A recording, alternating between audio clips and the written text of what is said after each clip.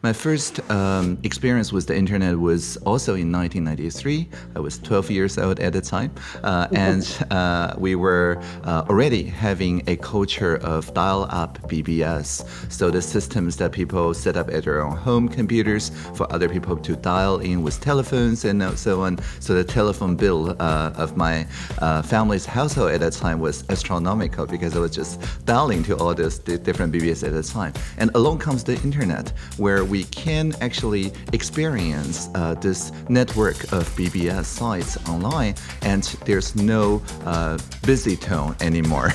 Anyone can connect to any site, regardless of how many lines they have actually in physical layer. So it does create a flowering, a blooming of anarchistic exploration.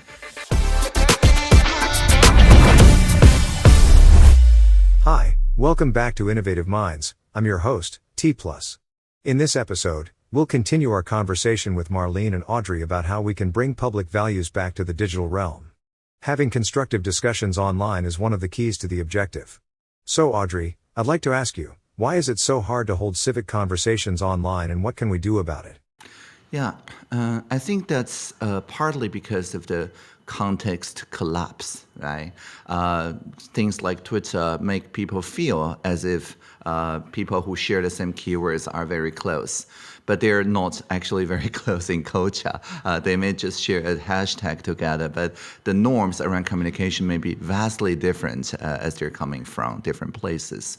So I think a way like Mastodon and so on, what it creates is those smaller communities where people already know each other, either face-to-face or they work on something together, and they can much more easily, like in a Discord server or a IRC server and so on, to set on the community norms through interactions. One version of that I heard just last week in the UK was this social media platform called Nextdoor, which is social media but with people in the same neighborhood, same physical neighborhood. And they're experimenting with language model technology so that when you just move into a neighborhood and you try out the Nextdoor for that neighborhood and you type in something that you feel is just, honest and frank communication, but maybe actually quite offensive to people in that neighborhood because they have different communication patterns, then a language model trained on that communication practice will just let you know, I understand what you're trying to say, but in this neighborhood, better phrase it this way, right? So it tries to nudge you into the community norms. And I think this kind of cultural translations previously require highly trained facilitators, cultural translators to do. But this is something that a language model can do. But the problem is that if these language models are created only by a monoculture of a few people in Silicon Valley, then it risks just making the entire world bland as the same conversation material, right? So I think a non-extractive way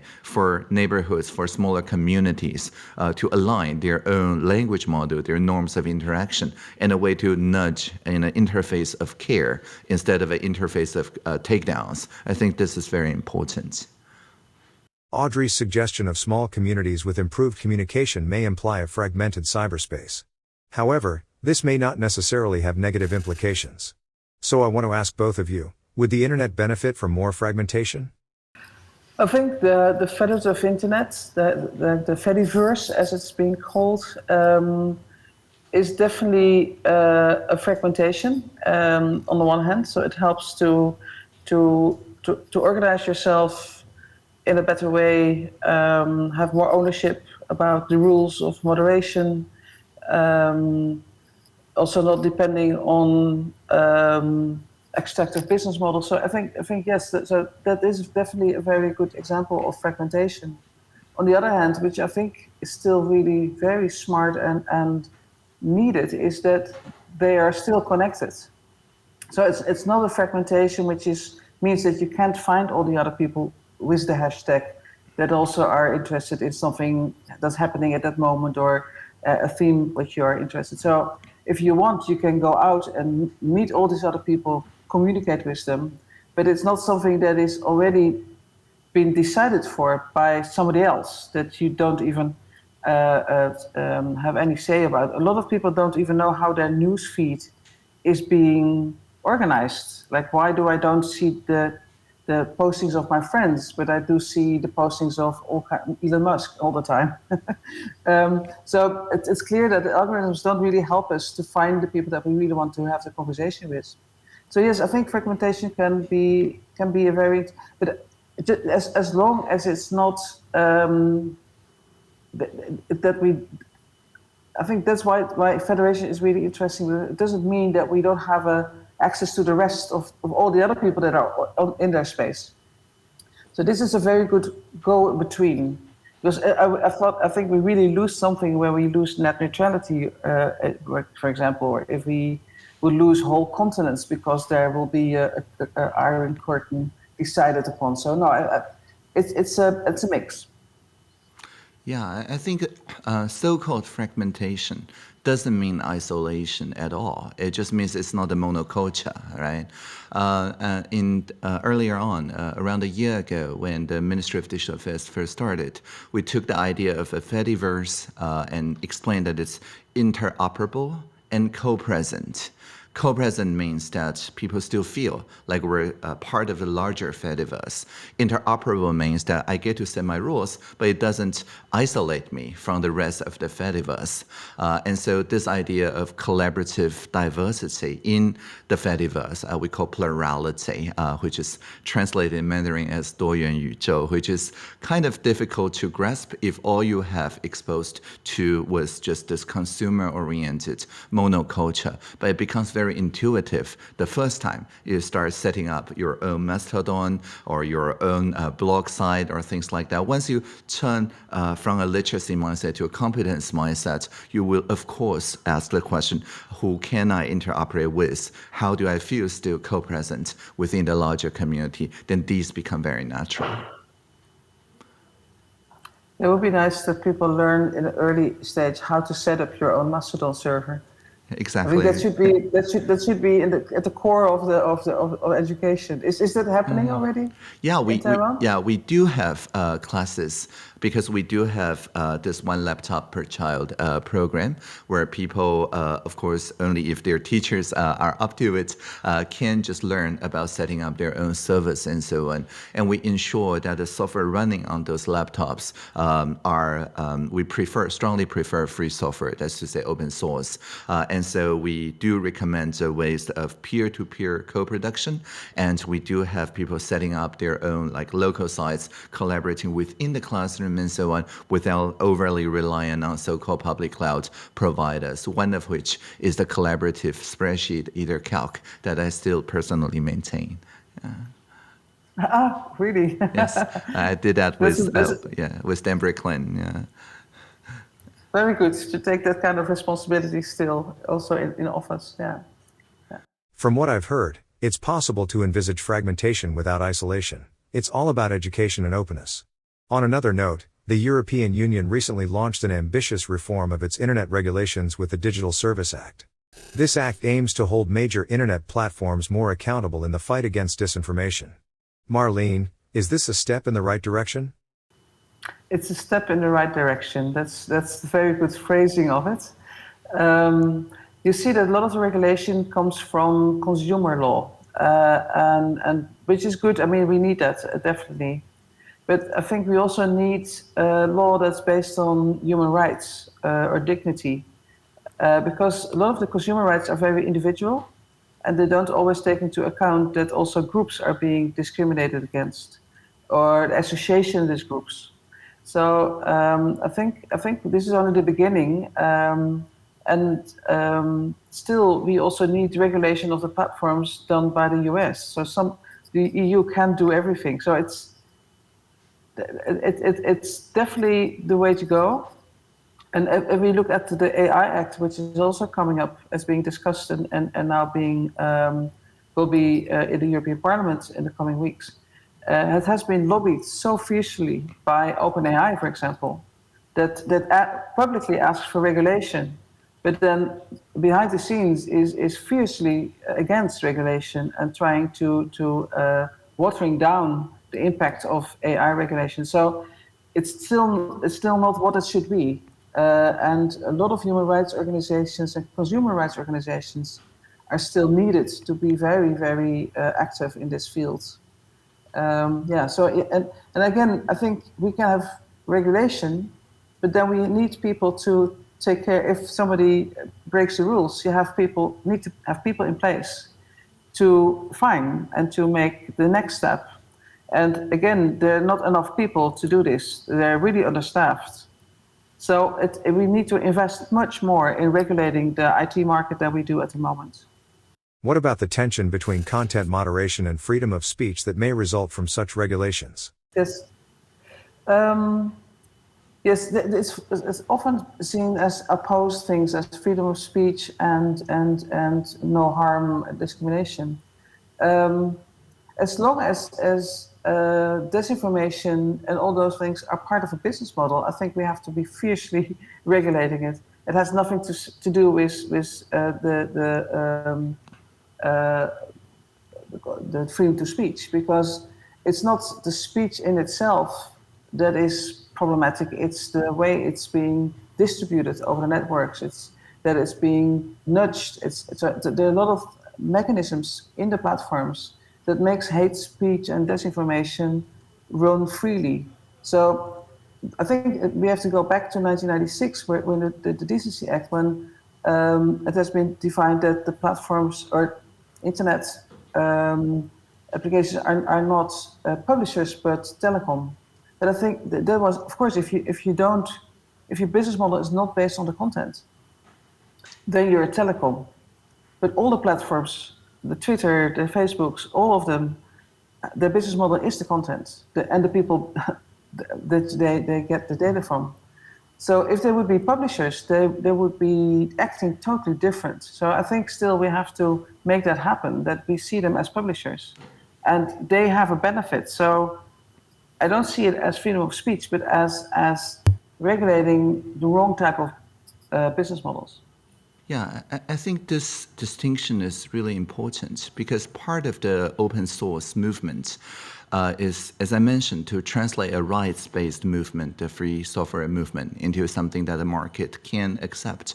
But still, in open source development, there's no warranty, right? We're only providing components, not products, is of the most importance, because if each person want to make an amendment or a patch, need to be liable to all future patches, nobody will be able to contribute. So I'm also happy to see, for example, in the latest draft in the EU AI Act, they make a very clear distinction. Like, if you're open source, then you're not putting on the market, right? And so therefore you're always just providing components for the end users, for the communities to form the final service or product. But the minute you close off the license, the minute you become proprietary and closed source and build a business model based on limiting future changes to your code base, that's the point where you start becoming a product maker, and therefore liability applies. I think this is a very clear articulation of the idea of open source being part of a community, but always with the possibility of somebody gaining from open source and then closing off their derivatives. But once they do that, the same liability as commercial vendors need to apply. It's very happy that that is in the Act, actually, because that kind of distinction is not have been made on a regular basis. Mm-hmm. It's really important to understand. And again, a lot of people don't even understood that commons or open source is a viable way to go. Like so we're still in the process. We hear still a lot. Governments, also in the Netherlands, have open standards, open source but it's not by default. It's still. They still feel that they depending on market technologies. Yeah. Exactly. Yeah. This distinction is indeed crucial, and let's hope other regulations will follow suit. Having talked about the present, let's rewind the clock a bit.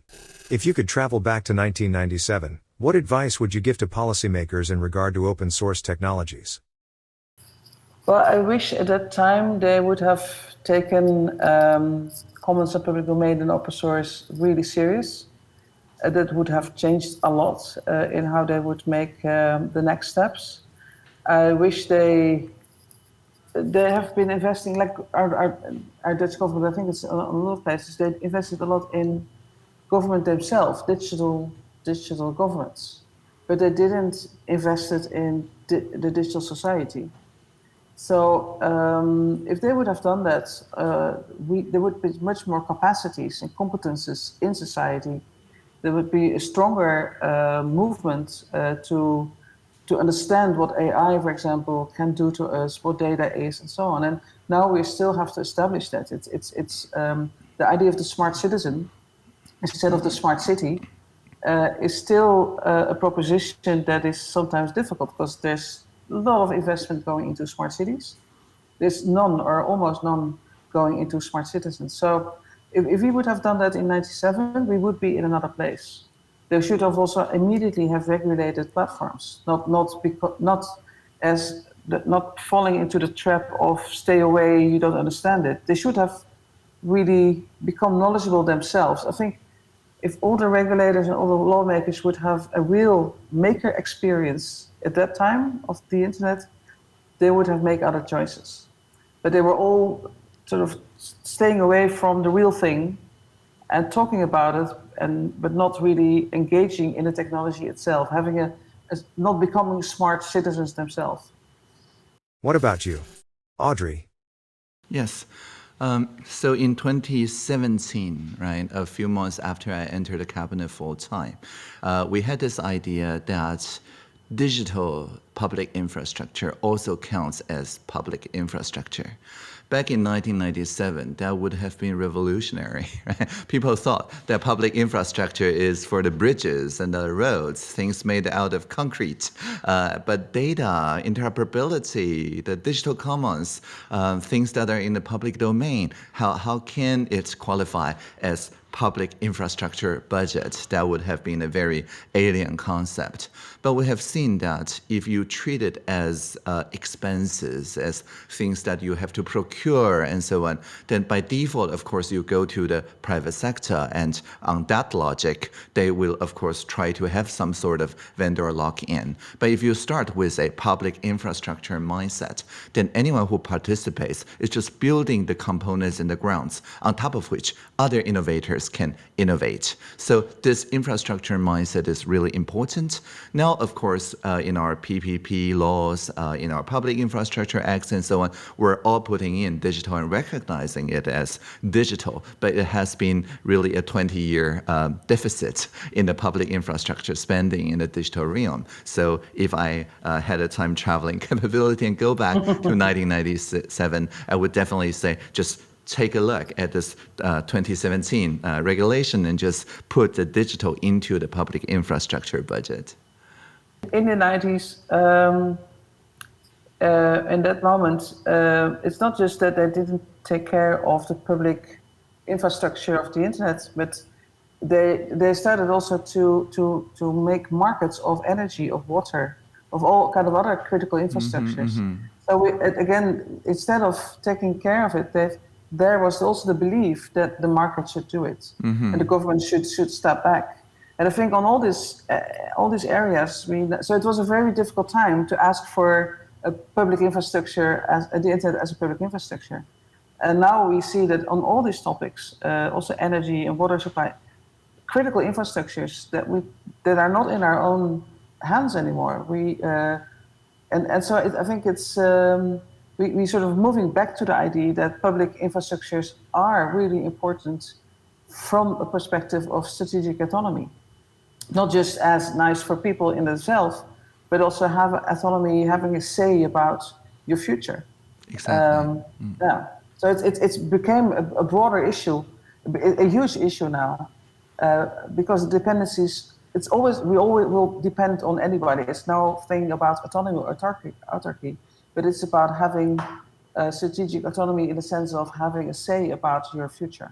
Yeah, at least having a freedom from surveillance and persuasion, right? That should be the very basic. But back in 1997, it was something that basically is phrased as a price to pay.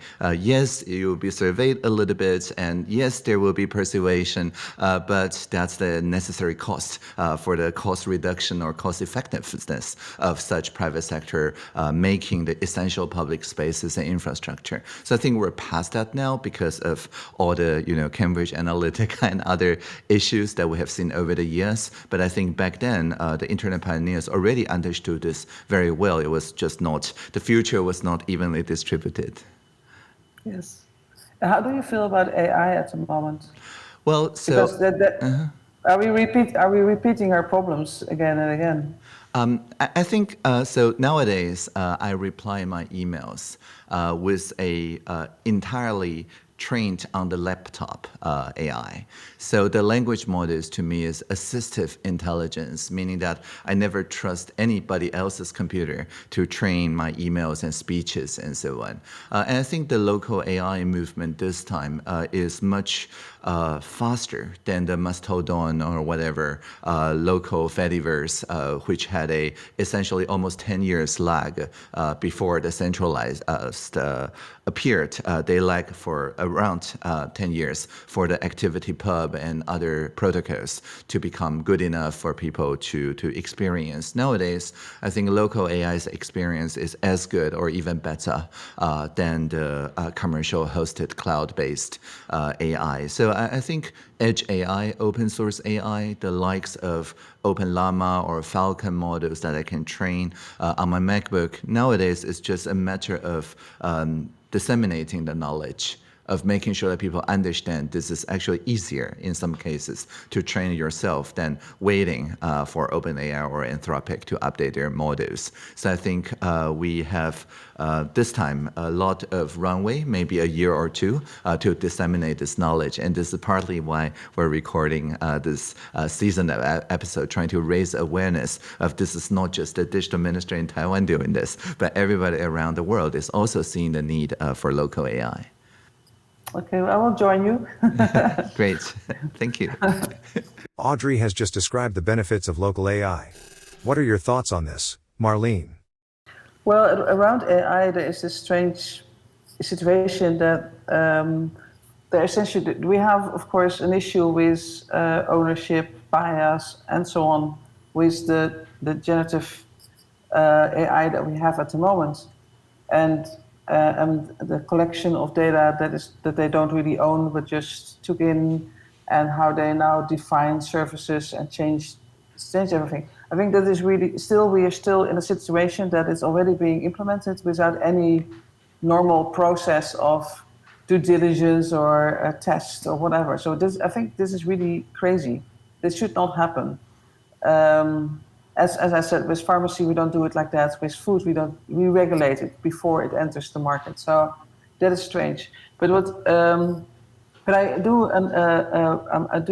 understand the idea of the local AI or the AI as, again, it's the question about power. Who owns it? Who has a say about it? Is it open or not? Is it readable? So those questions are back in place, and the ones that are dominant are still part of the old world, the world that we don't want. Mm-hmm. And so we have to put a lot of energy in creating an open version of it.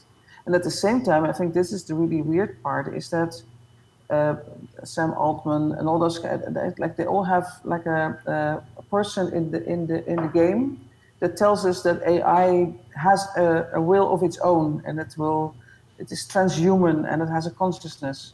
And that part is being taken very serious. A lot of people talking about that, which I think is really bogus. It's really bogus science. So now we are in a position that society is talking about sort of the science fiction part of AI. Well, we have to fix the other part, which is really there already.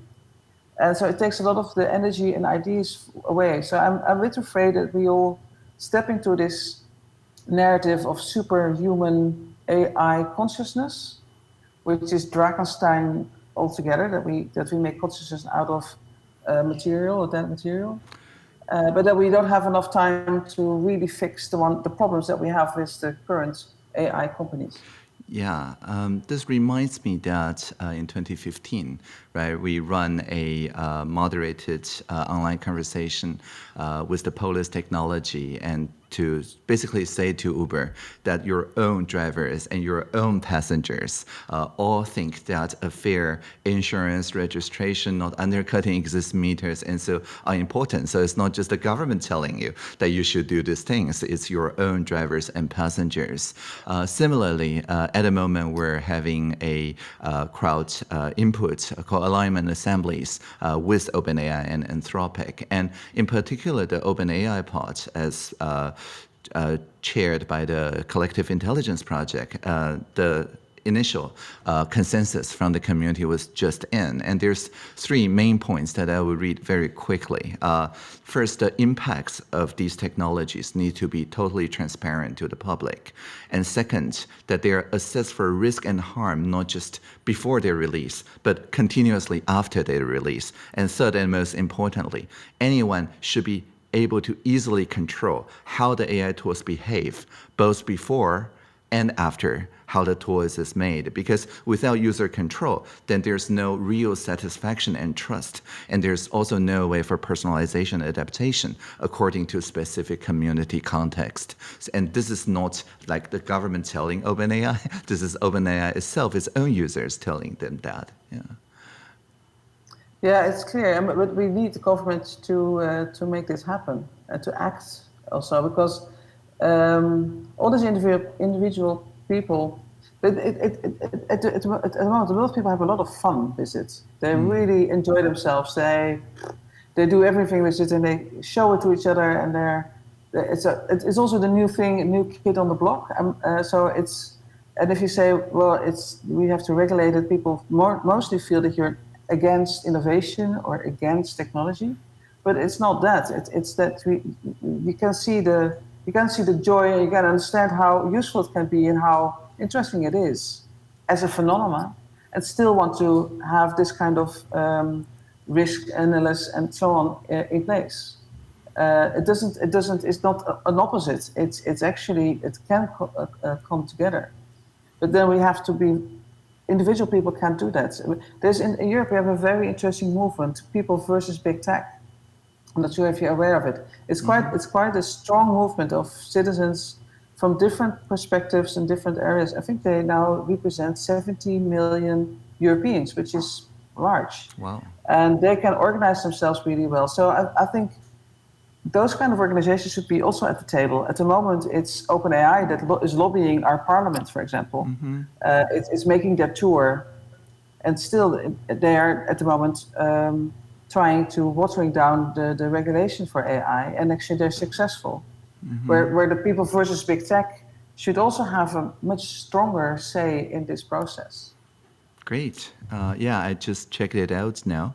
And it seems the points are really made in a very clear and persuasive way, right? So I think, transparency, participation, democratic governance, or the, plus read, plus write, plus execute bits you just mentioned, of course, are very easily understood by people in the field. But what we really need is to translate it into everybody's speech so that people who feel concerned have the word to it in a way that relates to their daily experiences.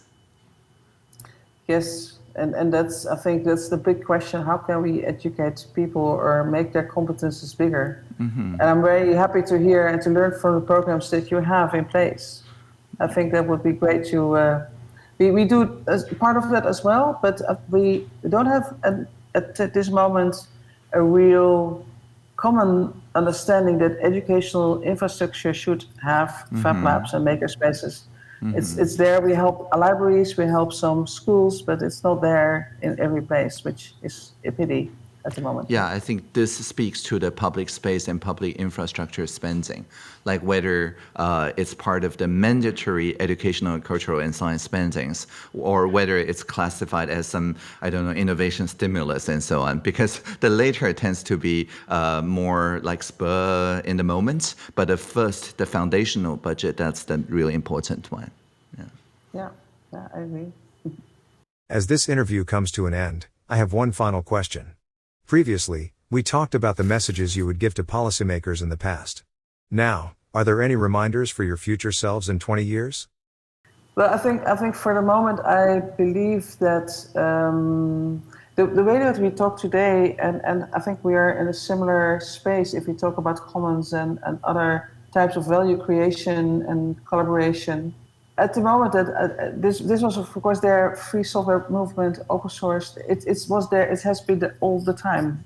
I think my roots are there, and then it was very difficult to make it explainable because something else was dominant. Another narrative was dominant, and maybe what I would want to know or tell myself is that this is not just an alternative. This is not an alternative to market. It's really the basis of how we have to think about the commons as the planet as a commons, the resources as the minerals that we use in the hardware and so on as a commons. So we have to, it's a basis, and so not always have to explain against something as the market, but just explain it from that we have to be really careful with our resources, and that we have to be more fearful about it. And less explanatory. Yeah. Yes, I totally agree.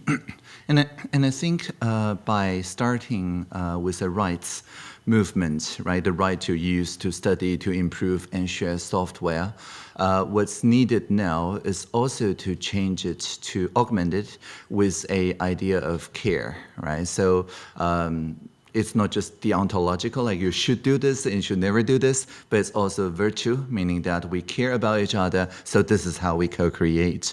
I think a refocus from the interface of obligations to an interface of care is very important at the moment. And I think the global warming, the climate crisis really created the same social object, namely the planet, that we all care now at this moment. And so based on this ideas of a social object, the planet, for care, we can build new interfaces so that people start caring not just about each other, but also about future generations and also about a 62 years old Audrey Tang. Today, we've talked about the commons, including digital commons, and how to protect them for future generations. Great conversation and messages of hope. If you like today's episode, be sure to subscribe, share, and let us know what you think. See you next time on Innovative Minds. Live long and prosper. Thank you so much. Thank you so much. I'm Marleen Stikker. I'm director of BAF Future Lab. See you on TaiwanPlus. Hello, I'm Audrey Tang, Taiwan's digital minister. See you on TaiwanPlus.